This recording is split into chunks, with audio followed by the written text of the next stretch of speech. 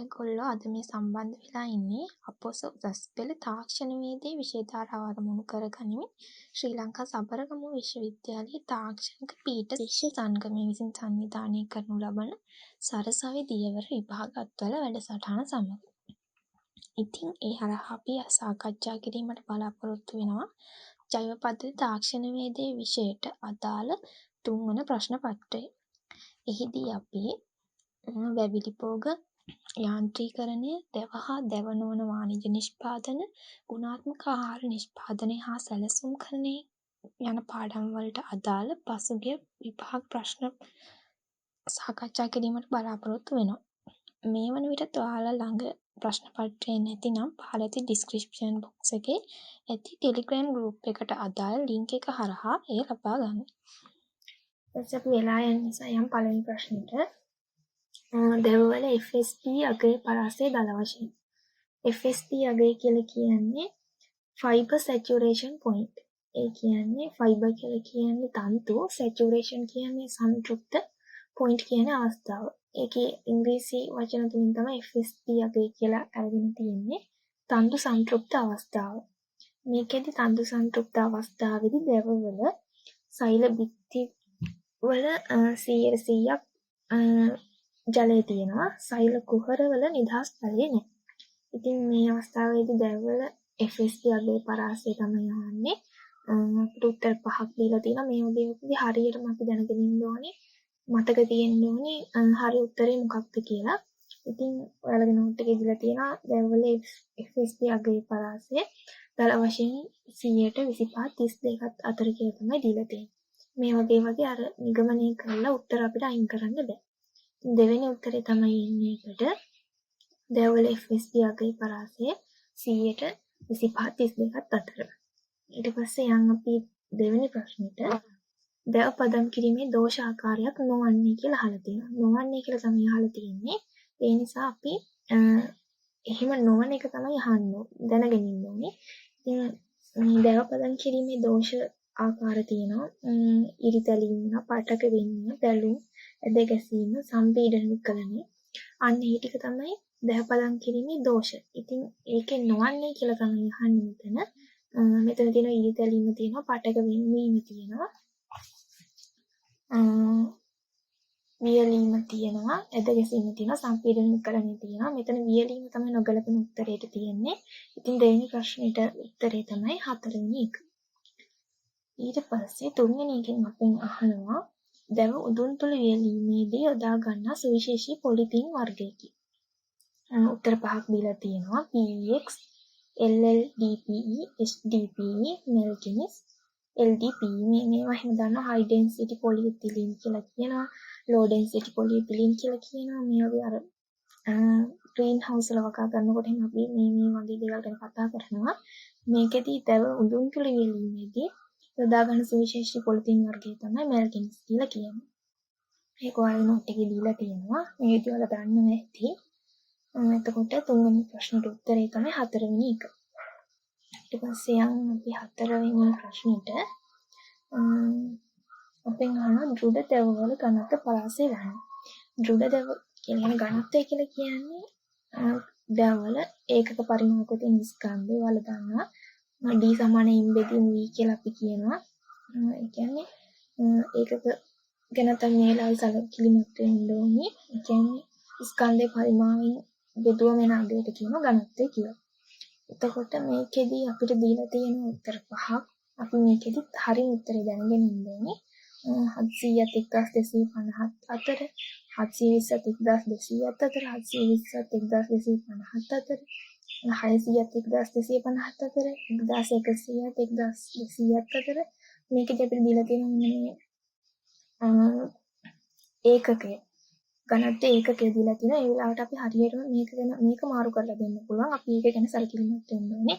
Kilogram ඝන මීටරයට තමයි ඝනත්වය සාමාන්‍යයෙන් අර මේ දෙන්නේ. එතකොට මේකෙදි දෘඩ දැව සහ මෘදු දැව කියලා කොටස් දෙකකට බෙදෙනවා දැව.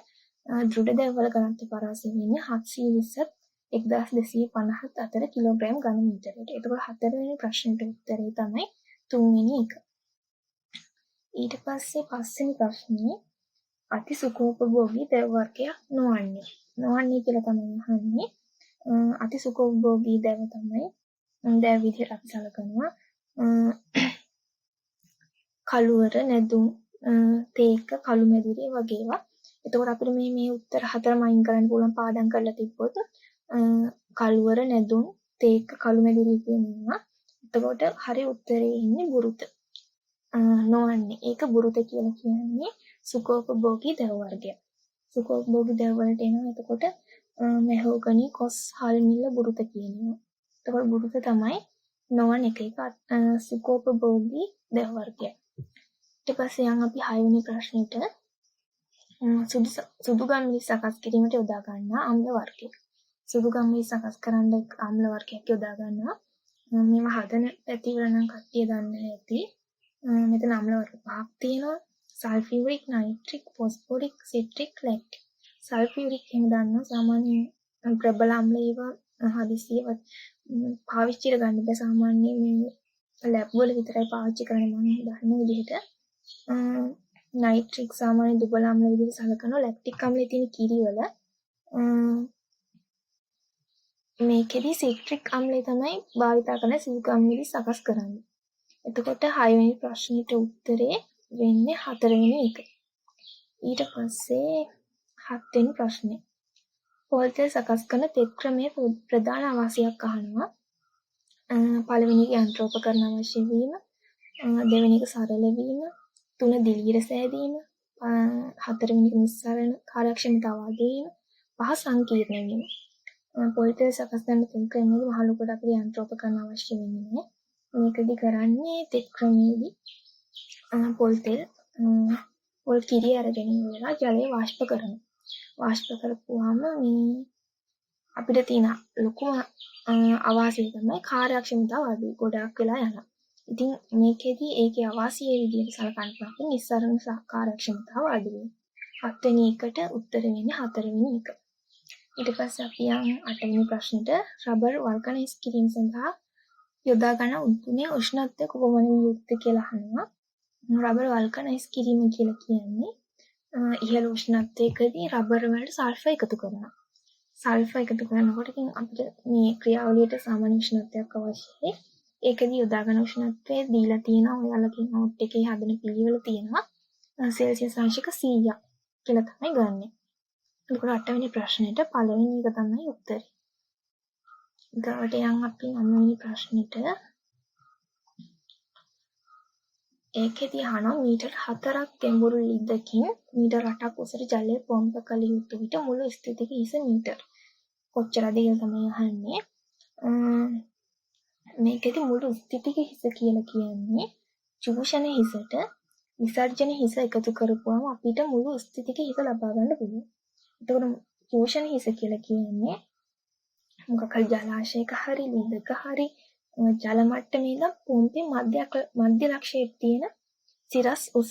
ඒ කියන්නේ ඉසවුම් උස තමයි චූෂණ හිස කියලා කියන්නේ. නැත්නම් සක්ෂන් හෙඩ් කියලා කියනවා. විසර්ජන හිස කියලා කියන්නේ පොම්ප මට්ටමේ ඉඳන් ජල ප්‍රවාහනය කරන උපරිම උස.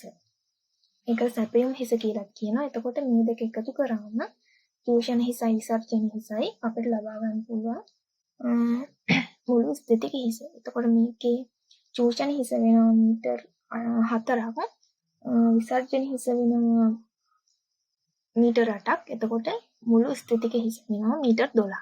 එතකොට අපිට දීලා තියෙනවා මීටර් 12 4 වෙනි උත්තරේ. එතකොට 9 වෙනි ප්‍රශ්නෙට උත්තරේ වෙන්නේ 4. ඊට පස්සේ 10 වෙනි ප්‍රශ්නෙට යනවා. දිනක ජල අවශ්‍යතාව ලීටර් 810ලු. පොම්ප කළ යුතු කාලය මිනිත්තු 60ක් නම් පොම්ප ධාරිතාවත විසර්ජන ශීඝ්‍රතාව හොයන්න කියලා කියනවා.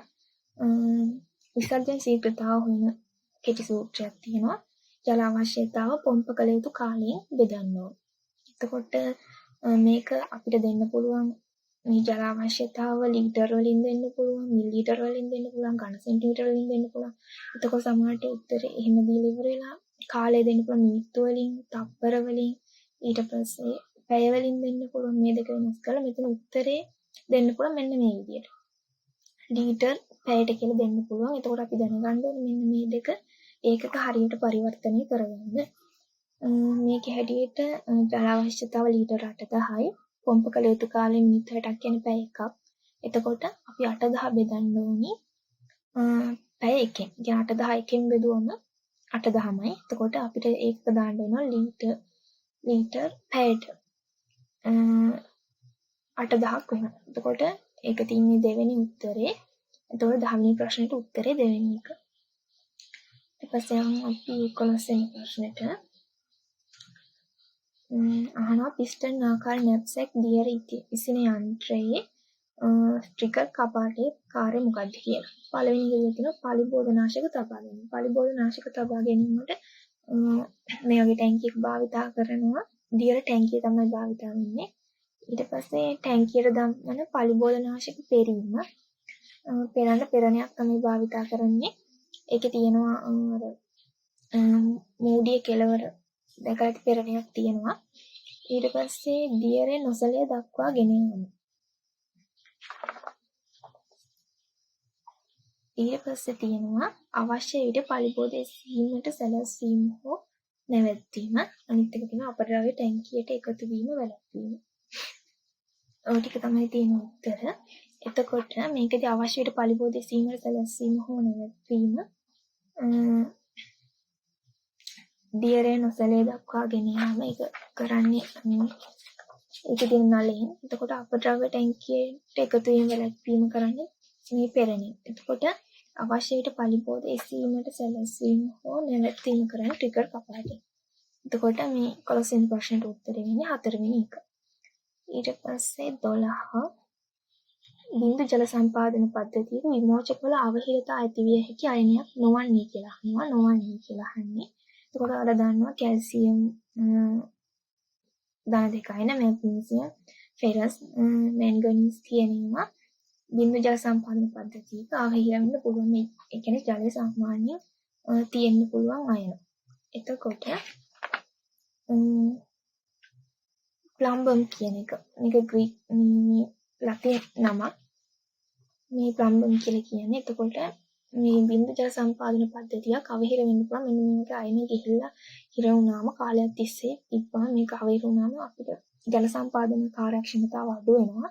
ඉතින් ඒවා අපි ගලවලා ඒවා පිරිසිදු කරගන්නත් ඕනේ, අයින් කරගන්න ඕනේ. එතකොට මේකේ 12 වෙනි ප්‍රශ්නෙට උත්තර වෙන්නේ 5.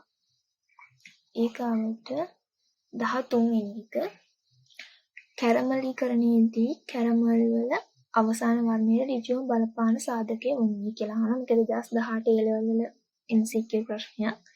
ඉතින් මේකෙදි කැරමලීකරණය කියලා කියන්නේ අලුතම සුක්‍රෝස් ආම්ලික හරි විජනන තත්ත්වයක් යටතේ හරි ප්‍රතික්‍රියාවට අපි ප්‍රතික්‍රියා මාලාව කරන ලක් වෙලා තද දුඹුරු පාට වීමට කියනවා කැරමලීකරණය කියලා. එතකොට මේක සුක්‍රෝස් රත් වෙනකොට වර්ණය වෙනස් වීම ආරම්භ වෙන මුලදීම ඒක අපි දන්නවා කැරමලාන් කියලා. ඊට පස්සේ ටිකක් කරනකොට රත්තරන් පාට හෝ දුඹුරු පාටක් ගන්නවා. ඒකට කියනවා කැරමලින් කියලා. ඊට පස්සේ අන්තිමට තද දුඹුරු පාට හියුමින් බවට පත් වෙනවා. එතකොට මේ සම්පූර්ණ ආහාරය තද දුඹුරු පාටයි. ඉතින් ඒකට ප්‍රධානම බලපාන සාධකය තමයි උෂ්ණත්වය. රත් කරාම තමයි මේ සංසිද්ධිය වෙන්නේ. එතකොට උෂ්ණත්වය තමයි 13 වෙනි ප්‍රශ්නෙට උත්තරය වෙන්නේ. ඊගාවට 14 වෙනි එකට එනවා.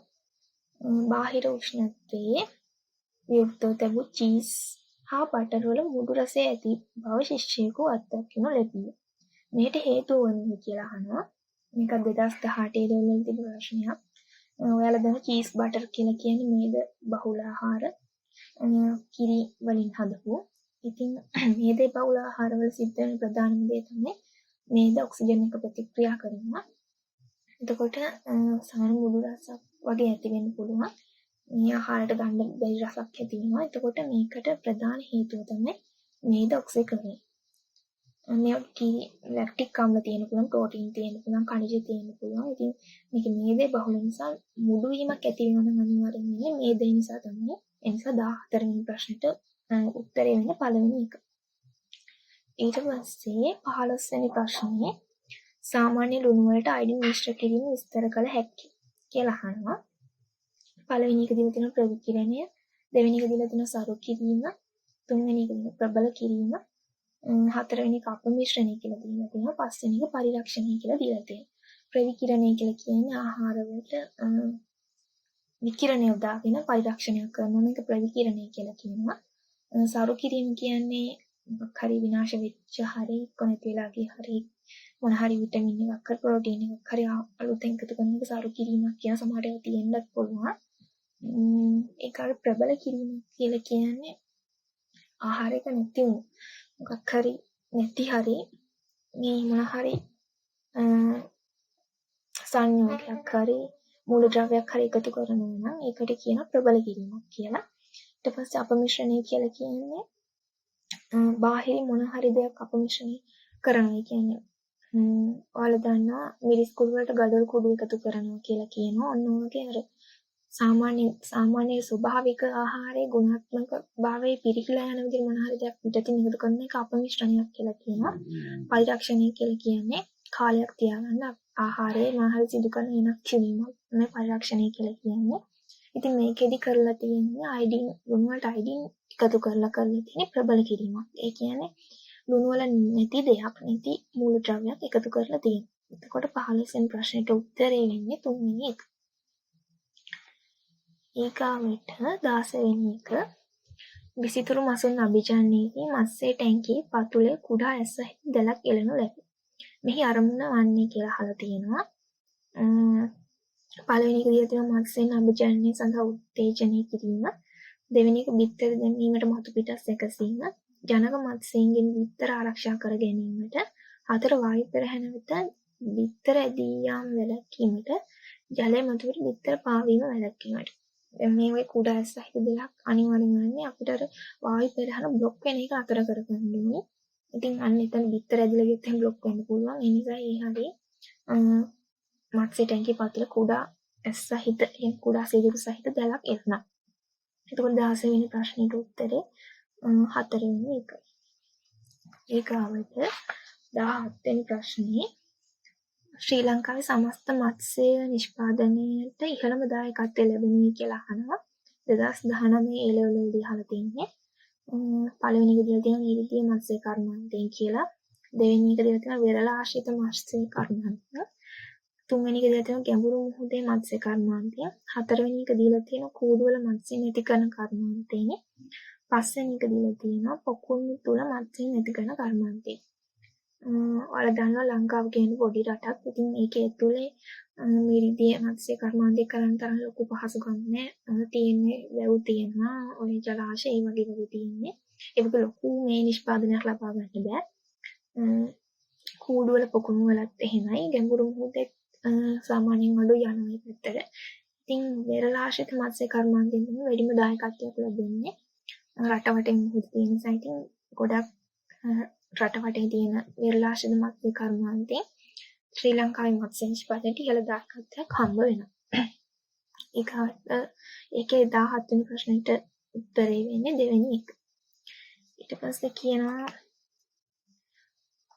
ප්‍රශ්න අංක 18 19 ප්‍රශ්න වලට පිළිතුරු සැකසීම සඳහා පහත සඳහන් ආහාර ආකරණ භාවිත කරන්නලු. පළවෙනි එක A කියලා දීලා තියෙනවා සෝඩියම් නයිට්‍රේට්, B කියලා දීලා තියෙනවා සෝඩියම් බෙන්සෝයේට්, C කියලා දීලා තියෙනවා පොටෑසියම් සෝපේට්, D කියලා දීලා තියෙනවා සෝඩියම් මෙයාබයිසල්ෆේට්. මේකෙදී අහන 18 වෙනි ප්‍රශ්නේ ආහාර නිෂ්පාදනයක අවසන් වර්ණයට බලපාන ආහාර ආකලන වන්නේ. අවසාන වර්ණයට බලපාන ආහාර ආකලන තමයි ඒවා අපිට පාඩම් තියෙන්න ඕනේ, මතක තියෙන්න ඕනේ හරියටම.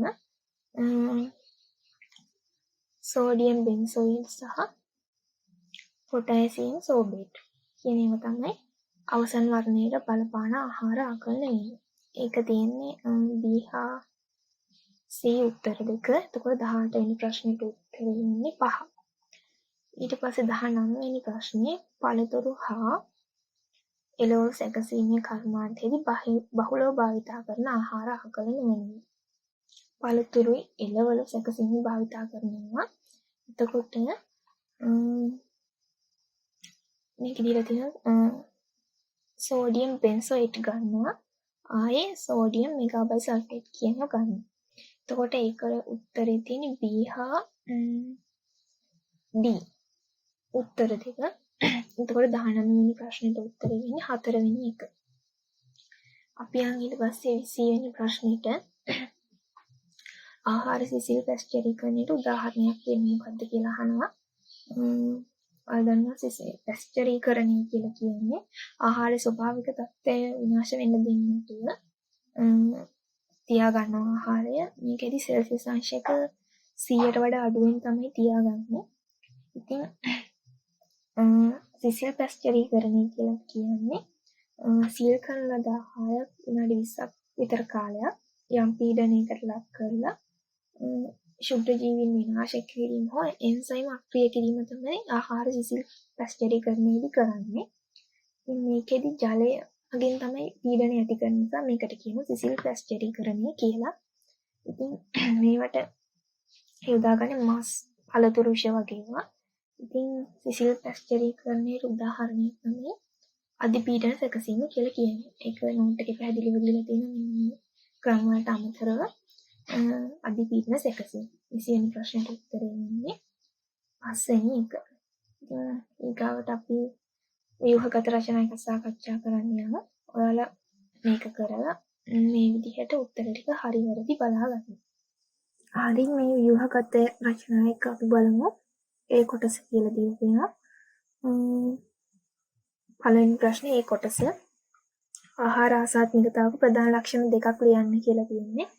ආහාර ආසාත්මිකතාවක් කියන්නේ අපි ලබා ගන්න ආහාරවල ජීර්ණයට අපහසු කොටස් අපේ ප්‍රතිශක්තිකරණ පද්ධතිය විසින් ඊට විරුද්ධ ප්‍රතිචාර දක්වීමට කියන ආහාර ආසාත්මිකතාවක් කියලා. ඉතින් මේකෙදි කැසීම්, පළු දැමීම, ඉදිමීම, ඒවට බිබිලි දැමීම, ඒ වගේ ඒවා වෙන්න පුළුවන්. මේ ලක්ෂණ තමයි ඒවා. ඉතින් අන්නාසි බ්‍රෝමලින් කියන රසායනික සංයෝග නිසා ආසාත්මිකතාවක් ඇති වෙනවා. පාන් පිටිවල ග්ලූටන් කියලා තියෙනවා. අන්නේ රසායනික ද්‍රව්‍ය නිසා සමහරට ඇති වෙන්න පුළුවන් ආහාර ආසාත්මිකතාවක්. ඉතින් මේකේ ප්‍රධාන ලක්ෂණ දෙකක් තමයි බිබිලි දැමීම, ඉදිමීම, කැසීම. ඒ වගේ දෙකක් ලියුවම හරි. ඊට පස්සේ යන් අපි දෙවෙනි ප්‍රශ්නෙට පහත සඳහන් කොටස්වල ප්‍රධාන කාර්යය සඳහන් කරන්න කියලා තියෙනවා. බල සම්ප්‍රේෂණ උපාංගය ප්‍රධාන කාර්යය. පළවෙනි විදිය තියෙනවා එන්ජිම කියලා. එන්ජිමේ ප්‍රධාන කාර්යය තමයි ඉන්ධන දහනයේ යාන්ත්‍රික ශක්තිය නිපදවීම. යන්ත්‍රයක හදවත වගේ කොටස තමයි එන්ජිම කියලා කියන්නේ. ඒකෙදි කරන්නේ ඉන්ධන දහනයේ යාන්ත්‍රික ශක්තිය නිපදවීම. ඊගාවට ක්ලච්චය. ක්ලච්චය කරන්නේ එන්ජිම හා ගියර පෙට්ටිය සංදි හා විසන්ධි කිරීම. එන්ජිම ගියර පෙට්ටිය සංදි හා විසන්ධි කිරීම. කියන්නේ ඔන් ඔෆ් කරන වගේ කාර්යයක් තමයි ක්ලච්චයෙන් කරන්නේ. තුන්වෙනි එක ගියර් පෙට්ටිය. මේකෙන් කරන්නේ වේගය පාලනය කිරීම. නැත්නම් විවර්තනය වෙනස් කිරීම. ඒ කියන්නේ වේගය අඩු වැඩි කරන්න තමයි ගියර් පෙට්ටිය භාවිත කරන්නේ. හතරවෙනි එක තමයි ඩිෆරන්ස් වල නැත්නම් ආන්තරය කියලා කියනවා. පසු රෝද දෙකට අවශ්‍ය කැරකුම් වේගය ලබා දීම තමයි මේකෙන් කරන්නේ. පසු රෝද දෙකට අවශ්‍ය කැරකුම් වේගය ලබා දීම. ඊගාට යන තුන්වෙනි ප්‍රශ්නෙට මේ යන්ත්‍රය සමග යොදාගත හැකි ප්‍රාථමික බිම් සැකසුම් නිවලන් දෙකක් නම් කරන්න කියලා තියෙනවා. මේකෙදි ප්‍රාථමික බිම් සැකසීම කියලා කියන්නේ පෙර සකස් නොකරපු භූමියක් අලුතෙන් සකස් කරන තමයි ප්‍රාථමික බිම් සැකසීමක් කියලා කියන්නේ. ඉතින් මේකෙදි ගොඩක් වෙලාට එන්නේ පසු පෙරලීමක්. ඒ නිසා අපිට නගුල් වර්ග තමයි ඕනි වෙන්නේ. ඉතින් මේ යන්ත්‍රයත් එක්ක අපිට භාවිත කරන්න පුළුවන් මොහොල් බෝට් නගුල, තැටි නගුල, පොපස් නගුල කියන ඒවා. ඒ තුනෙන් දෙකක් ලියවම හරි. මොහොල් බෝට් නගුල, තැටි නගුල වගේ දෙකක් ලියවම හරි. ඊගාවට අපි B කොටස පළවෙනි එකේ මත්ස්‍යාගාරය යනු අවම වශයෙන් එක් පැත්තක් පාරදෘශ්‍ය වන ජලජ ශාක හෝ සතුන් තබා ප්‍රදර්ශනය කිරීමට යොදාගන්නේ ව්‍යුහය. ඉතින් පළවෙනි ප්‍රශ්නය අහනවා මත්ස්‍යාගාරයේ ජලජ ශාක තැබීමේ ප්‍රධාන වාසි දෙකක් සඳහන් කරන්නලු. මේ ජලජ ශාක වලින් දන්නවා අපි මේ ඔක්සිජන් තමයි ඔක්සිජන් හම්බ වෙනවා. කියන්නේ ප්‍රබල සංශ්ලේෂණයෙන් ඔක්සිජන් නිපදවනවා.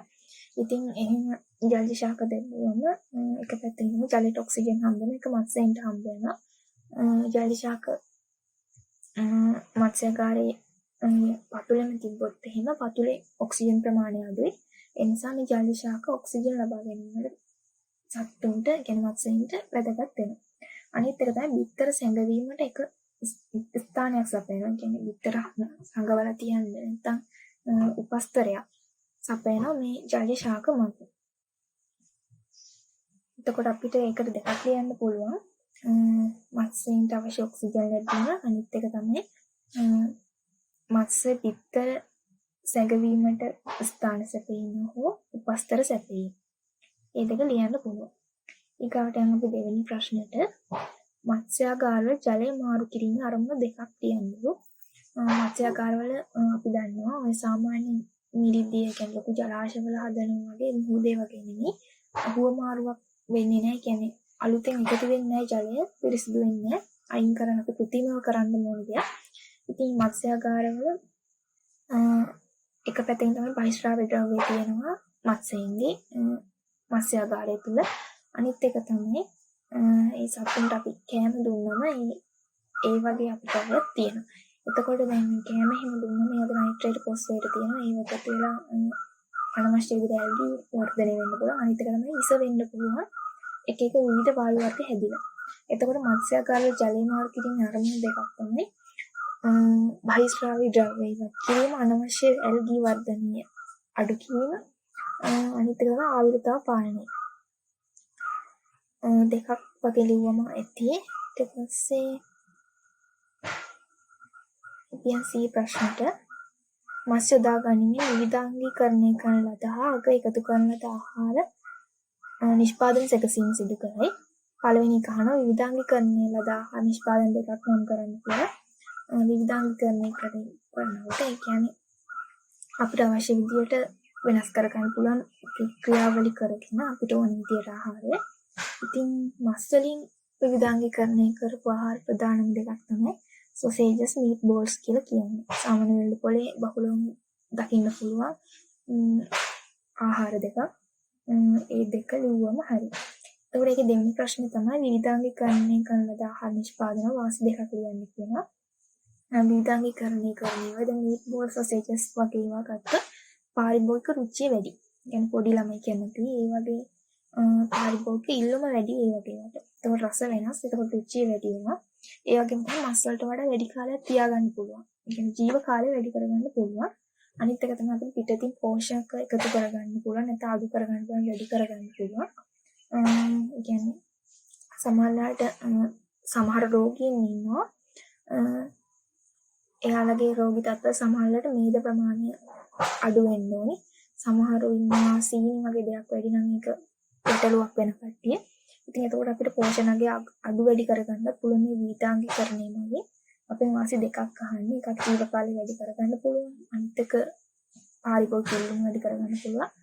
තව එකක් අපි සාමාන්‍ය විදිහට දැනගෙන ඉන්න ඕනේ. ඉතින් පෝෂණගේ අවශ්‍ය පරිදි වෙනස් කරගන්න පුළුවන්. ඊට පස්සේ අහනවා අපෙන් ආහාර නරකින්නට බලපාන රසායනික සාධක දෙකක් නම් කරන්නලු. පළවෙනි එක pH අගය, දෙවෙනි එක එන්සයිම් ක්‍රියාකාරීත්වය. ඒක අපිට පැහැදිලිව නෝට් එකේ දීලා තියෙනවා රසායනික සාධක දෙකක් විදිහට. ඔයාලා දන්නවා ආහාර නරකීමක් කියලා කියන්නේ පාරිභෝගිකයාට, ඒ කියන්නේ පරිභෝජන තත්ත්වයටපත් වෙනවා නම් මොන හරි භෞතික හා රසායනික හරි ජෛවික ක්‍රියාවක් නිසා ඒක ආහාර නරකීමක් කියලා කියනවා. ඉතින් මේ රසායනික සාධක දෙක තමයි pH අගය, එන්සයිම් ක්‍රියාකාරීත්වය කියලා කියන්නේ. ඊට පස්සේ යන අපි දෙවෙනි ප්‍රශ්නේ ඒ කොටස. දෙවෙනි ප්‍රශ්නේ ඒ කොටසට. ඒකේ පළවෙනි ප්‍රශ්نين අහනවා බනිස් කේක් වැනි බේකර් නිෂ්පාදන වල සැකසීමෙන් පසු මතුපිට දුඟුරු පැහැයක් දැකිය හැකියි. මේට අදාළ ප්‍රතික්‍රියාව හඳුන්වන නම කුමක්ද කියලා අහනවා. ඉතින් මේකේ තියෙන මෙලාඩ් ප්‍රතික්‍රියාව හා කැරමලීකරණය කියලා.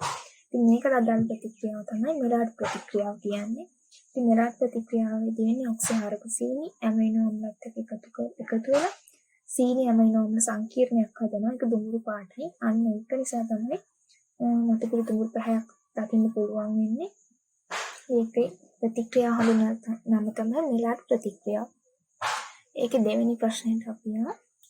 ශුද්ධ ජීවීන් මගින් ආහාරවල සිදුවිය හැකි රසායනික හා භෞතික විපාකයන්ස් තුනක් නම් කරන්න කියලා තියෙනවා. පළවෙනි එක තමයි පූති භවණය නැත්නම් පූති භවණය වෙන්නේ ප්‍රෝටීන් තියෙන සංයෝග. ඒකට ශුද්ධ ජීවීන් වලින් භාවිත කරන ප්‍රෝටියෝල ටික ශුද්ධ ජීවීන් තමයි ඒකට උදව් වෙන්නේ. අනිත් එක තමයි පැසීම. අනිත් එක තමයි මුදු වීම. එතකොට පැසීම වෙන්නේ කාබෝහයිඩ්‍රේට් සහිත ආහාර.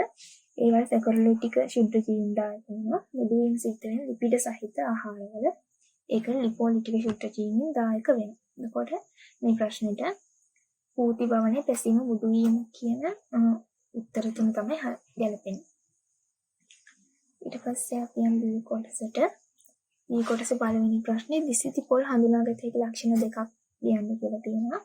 විසිති පොල් කියලා කියන්නේ රස මට්ටමකින් පවත්වාගෙන කුරුට්ට ප්‍රවේශමෙන් ඉවත් කරලා කැබලි කරලා වියලු ආහාර ද්‍රව්‍ය. ආහාරයක් නෙමෙයි ආහාර ද්‍රව්‍ය.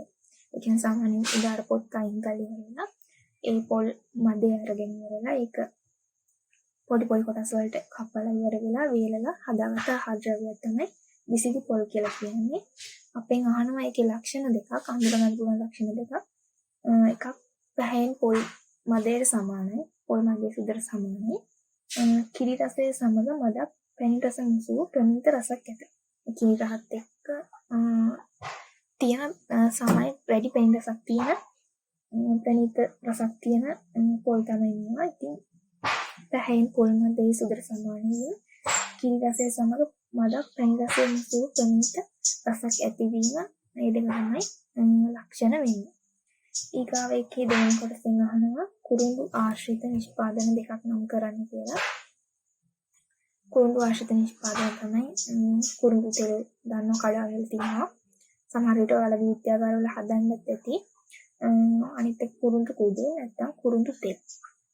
අන්න ඒ තුන දෙකක් ලියුවම හරි. කුරුඳු කුඩු, කුරුඳු තෙල් ඔය තුනම හරි. ඊට පස්සේ අපි යන්නේ C කොටසේ පළවෙනි ප්‍රශ්නෙට. ජල පොම්පය සවි කිරීමේදී සැලකිලිමත් විය යුතු කරුණු දෙකක් ලියන්න කියලා තියෙනවා. ඔයාලා දැන් ජල පොම්පයක් හයි කරන්නේ අපිට ජලය ලබා ගන්න බැරි ස්ථානයකට ජලය ඔසව ගන්න තියෙන ජල පොම්පයක් සවි කරගන්න. ඉතින් මේකක් හදා ගන්නකොට අපි ජලය ලබා ගන්න ජල ප්‍රමාණයට ඉතාම කිට්ටු වෙන වැදගත් වෙනවා. ළඟම තැනක් නම් ඉතින් අපිට ලේසියෙන්ම කරගන්න පුළුවන් මේ ජල පොම්පෙන් ජලය ලබා ගන්නට. එතකොට පළවෙනි එක තමයි ජල ප්‍රභවයට ඉතා කිට්ටු වීම. දෙවෙනි එක තමයි ජල ප්‍රභවය දෙසට අංශක 1ක ආනතියක් සහිතව ඇදගෙනීමේ නලය සවිකරන. කියන්නේ ජලය ඇද ගන්න නලය සවි කරන්නේ ජල ප්‍රභවයේ පැත්තට අංශක 1ක ආනතියක් තියලා. ඒක තමයි දෙවෙනි එක. තව වගේ ගොඩක් කරුණු තිබ්බා. මේ ඔයාලා පාඩම් කරගන්න සමහරට ඔය අමතරව වෙනස් කළ MCQ අහන්න පුළුවන්. ඒ ඔක්කොම දැනගෙන ඉන්නක හොඳයි. ඊට පස්සේ අපි යන්නේ දෙවෙනි ප්‍රශ්නෙට. විසුරුම් ජල සම්පාදනයේ සීමාකාරී සාධක දෙකක් ලියන්න. විසුරුම් ජල සම්පාදනය කියන්නේ ඔයාලා දන්නවා ජල නල පද්ධතියක් සම්බන්ධ කරලා තියෙන ලොකු ශේෂ්ත්‍රයකද පොළොවෙන් ඉහළට උස්සලා ජල නලයකින් ඒකේ මැෂින්ක් හයි කරලා තමයි ජලය විදින්නේ ලොකු ප්‍රමාණයකට ජලය විසිරලා යන මලක් විදිහට. ඉතින් එතකොට වෙන්නේ ලොකු ජල ප්‍රමාණයක් ඕනේ. අනික පිරිසිදු වෙන්නත් ඕනේ. අපට රබ නැති වෙන්න ඕනේ. නැත්නම් මැෂින් හිර වෙන්න පුළුවන්. ඉතින් මේ වගේ එකකදී සීමාකාරී සාධක තමයි කියන්නේ ගැටලුකාරී තත්ත්වයක් කියන අපේ අවාසිදායක තත්ත්වයක් තමයි අපිට විශාල ජල ප්‍රමාණයක් අවශ්‍ය වෙනවා. අනිත් එක වාෂ්පීකරණයෙන් ජලය හානි වෙන්න පුළුවන් ප්‍රමාණය වැඩි. සාමාන්‍ය බිඳු ජල සම්පාදනයට වගේ වාෂ්පීකරණයෙන් ජල හානිය අඩුයි. මේ වගේ එකකදී වැඩි. අනිත් එක තමයි පිරිසිදු ගුණාත්මක ජලය භාවිතා කළ යුතු වීම. නැත්නම් එහෙම අපේ අර මැෂින් හිර වෙන්න පුළුවන්. ඒ වගේම තමයි ජල නල පද්ධතිය හිර වෙන්න පුළුවන්. එහෙම මුලින්දම සකස් කරන්න වෙනවා. ඉතින් ඒවා සීමාකාරී සාධක වෙනවා. එතකොට වාෂ්පීකරණයෙන් ජලය හානි වීම, පිරිසිදු ගුණාත්මක ජලය භාවිතා කළ යුතු වීම. මේ දෙක උත්තර විදිහට අපිට ලියන්න පුළුවන්. ඊට පස්සේ අපිට කියනවා ඒකේ තුන්වෙනි ප්‍රශ්නේ අතුරියත් කෑමේ උපකරණ දෙකක් නම් කරන්න කියලා. අතුරියත් කෑම කියලා කියන්නේ වල් පැල ඉවත් කිරීම අන්න ඒ වගේ වලට යොදා ගන්න ඒවා. එතකොට ඒ වගේ වලට උදැල්ල හෝ වර්ග තමයි යොදා ගන්න. මේකේ උදැල්ල හෝ වර්ග කියනත හෝ වර්ග වලට විදේට් චොපින් හෝ එම්මයි වගේ ඒවා ගන්නවා. ඉතින් ඒ වගේ දෙකක් ලියුවම හරි. ඊට පස්සේ අපෙන් අන්තිම ප්‍රශ්නේ 4 වෙනි එක අහනවා ඩීසල් ඉන්ධන පද්ධතියක ප්‍රධාන කොටස් 4ක් නම් කරන්න කියලා. මේකේ තියෙන පෙට්‍රල් ඉන්ධන පද්ධතිය හා ඩීසල් ඉන්ධන පද්ධතිය කියලා කොටස් දෙකක්. ඔයාලගේ නෝට් එකේ දෙකේම කොටස් වෙන වෙනම මතක තියාගන්න ඕනේ. MCQ වලට පටලලා අහන්න පුළුවන්. උත්තර 4ම දීලා මේ ඉන්ධන ඩීසල් ඉන්ධන පද්ධතිය කොටස් ගන්නයි කියලා එහෙම අහන්න පුළුවන්. ඒ නිසා ඒවා දෙකම මතක තියෙනක තමයි හොඳ. මේකේ ප්‍රධාන කොටස් 4ක් නම් කරන්න කියලා තියෙනවා ඩීසල් ඉන්ධන පද්ධතියක. පළවෙනි එක ඉන්ධන ගබඩා ටැංකිය, දෙවෙනි එක පෝෂණ පොම්පය, තුන්වෙනි එක නොසලය, හතරවෙනි එක ඉන්ධන පොම්පය. කියන්න ඉන්ධන ගබඩා ටැංකිය, දෙවෙනි එක පෝෂණ පොම්පය, තුන්වෙනි එක නොසලය, හතරවෙනි එක ඉන්ධන පොම්පය. ඔන්න ඔය විදිහට තමයි උත්තර ටික එන්නේ මේ පේපර් එකට. ඉතින් ඔයාලා කරලා මේක සාකච්ඡා කරලා මේ ලොකු දැනුමක් නෙමෙයි. ඉතින් මේ සාමාන්‍ය ඔයාලගේ පේපර් එකක් කරන විදිහ සාමාන්‍ය දැනුමක් එන්න ඇති කියලා හිතනවා. එහිදී මම බලාපොරොත්තු වෙනවා ජෛව පද්ධති තාක්ෂණ වේදේ විෂය ධාරාව යටතේ වැවිලි භෝග යාන්ත්‍රීකරණය ගුණාත්මක ආහාර නිෂ්පාදන ක්‍රම සැලසුම හා ජලයේ ගුණාත්මක භාවය යටතේ රචනා ප්‍රශ්න කතා කරන්න. රචනා ප්‍රශ්න ලිවීමේදී අපි සැලකිය යුතු කරුණු ගොඩක් තියෙනවා. පළවෙනි එක තමයි රචනා ප්‍රශ්නයට අදාළව නිර්වචනය ලිවිය යුතුය. ඒකට අපිට 10%ක ලකුණු ප්‍රමාණයක් හම්බ වෙනවා. ඊට පස්සේ අදාළ විස්තර කරුණු විදිහට ලියා දක්වලා ඒ කරුණ යටතේ විස්තරය ලිව්වම ඉතා පැහැදිලි. ඒ සඳහා නිල් පෑන් සහ කළු පෑන් භාවිතා කරනවා නම් වඩා හොඳයි. අපි බලමු පළවෙනි ප්‍රශ්නේ ඒ කොටස. ජලයේ ආවිලතාවයට හේතු සඳහන් කර ආවිලතාවය ජෛව පද්ධතිය කෙරෙහි බලපාන ආකාරය විස්තර කරන්න. මොකද්ද මේ ආවිලතාවය කියලා කියන්නේ? ජලයේ අවලම්බනය වන පියවි ඇසට නොපෙනෙන ඉතා කුඩා අංශු නිසා ජලයේ ඇතිවෙන අපැහැදිලිතාවය හෙවත් බොරතාවයට තමයි අපි ආවිලතාවය කියලා කියන්නේ. ආවිලතාවයට හේතු ගොඩක් තියෙනවා. වඩා බලපෑමක් කරන්න පාර්ශ්ව කාර්දනය. මොකද පාර්ශ්ව කාර්දනය නිසා සේදීමට ලක්වෙන පස් අංශු සියල්ල තැන්පත් වෙන ජල ප්‍රභවවල ඒක ආවිලතාවයට විශාල බලපෑමක්. ඊට පස්සේ ජලය හා සම්බන්ධ විවිධ කර්මාන්ත නිසා ආවිලතාවය ඇති වෙනවා. ජලය හා සම්බන්ධ කර්මාන්ත විදිහට පතල් කැණීම්, වැලිගොඩ දැමීම් වගේ දේවල් අපිට ගන්න පුළුවන්. නාගරික අපදාවය මගින් දූවිලි දූෂක වැනි දෑ ජල ප්‍රභව වලට එකතු වෙනවා. එතකොට ඒකත් ආවිලතාවයට හේතුවක්. අපි කරන බිම් සැකසීම වගේ කෘෂිකාර්මික ක්‍රියාකාරකම් නිසා ආවිලතාවය වර්ධනය වෙනවා. ආවිලතාවයෙන් අපිට තියෙන බලපෑම් මොනවද? අධික ආවිලතාවය නිසා ආලෝකය ජලය තුළට විනිවිද යාම අඩු කරනවා. විනිවිද යාම අඩු නිසා ජලජ ශාකවල ප්‍රභා සංශ්ලේෂණ වේගය අඩු වෙනවා. තව ක්ලෝරීන් හා පාරජම්බුල කිරණ මගින් කෙරෙන විස බීජ නාශන ක්‍රියාවලියටත් අවලම්බිතාංශ බොහෝ බලපෑමක් කරනවා. මොකද විස බීජ වලට ආරක්ෂාවක් හම්බ වෙන මේ අවලම්බිතාංශ නිසා. එතකොට ක්ලෝරින් හා පාරජම්බුල කිරණට ජලාංශ සමග ගැටීමට ඉඩක් නැහැ. ඒ නිසා විස බීජ නාශන ක්‍රියාවලිය නිසි ලෙස සිද්ධ වෙන්නේ නැහැ. ජලයේ ද්‍රාව්‍ය ඔක්සිජන් ප්‍රමාණය අඩු වෙනවා.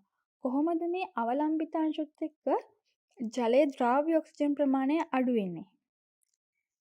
අවලම්බිතාංශ අඳුරු පැහැයෙන් යුක්තයි.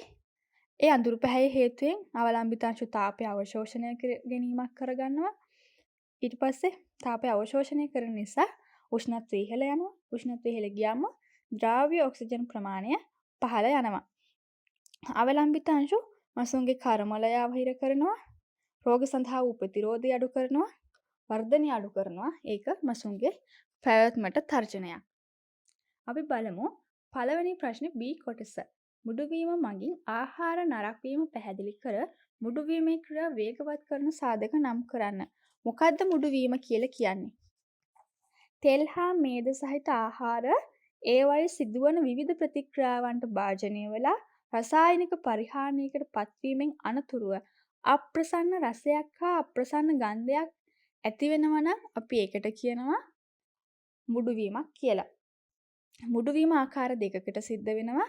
එකක් සවෑන් ඔක්සිකරණය, අනිත් එක එන්සයිමී ඔක්සිකරණය.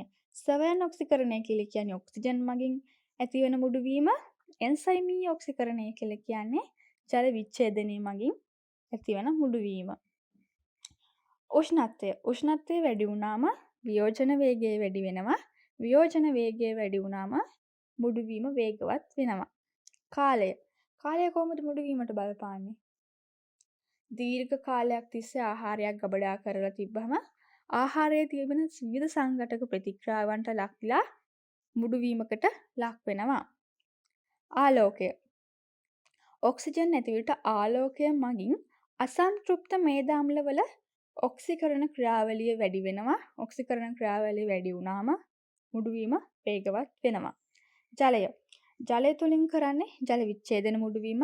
ජල විච්ඡේදන මුඩුවීමදී වෙන්නේ ජල අණුවක් එකතු වෙලා බන්ධනයක් කැඩිලා මුඩුවීම සිද්ධ වෙන එක.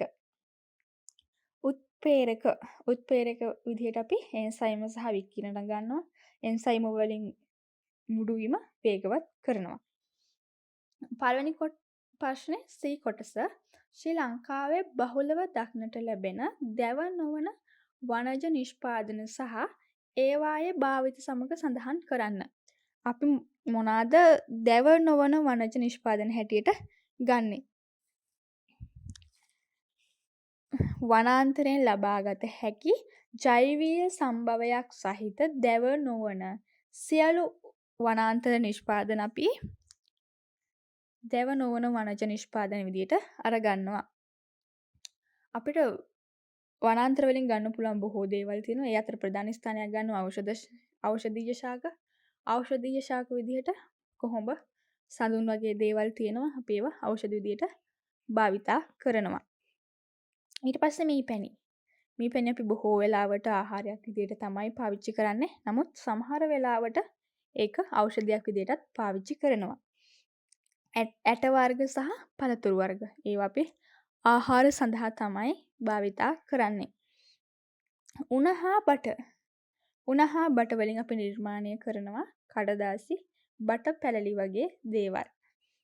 කිතුල් තෙලිජ්ජ වලින් කිතුල් රා, කිතුල් හකුරු, කිතුල් පැණි වගේ දේවල් අපිට නිපදවන්න පුළුවන්. ලයිකන නම් අපි බොහෝ වෙලාවට ගන්න ආහාර විදියට. ඊට පස්සේ රෙසීන, කැකුණ, පයිනස් ඒ වගේ දේවල් වලින් අපි තීන්ත, මැලියම්, රූපලාවන්‍ය ඒ වගේ නිෂ්පාදන සිදු කරනවා. දර අපි ඉන්ධනයක් විදියට පාවිච්චි කරනවා. අපි බලමු දෙවැනි ප්‍රශ්නේ A කොටස ද්විරෝධ ට්‍රැක්ටරයේ බල සම්ප්‍රේෂණ පද්ධතිය විස්තර කරන්න. මොකද්ද මේ බල සම්ප්‍රේෂණ පද්ධතිය විදියට අපි හඳුන්වන්නේ?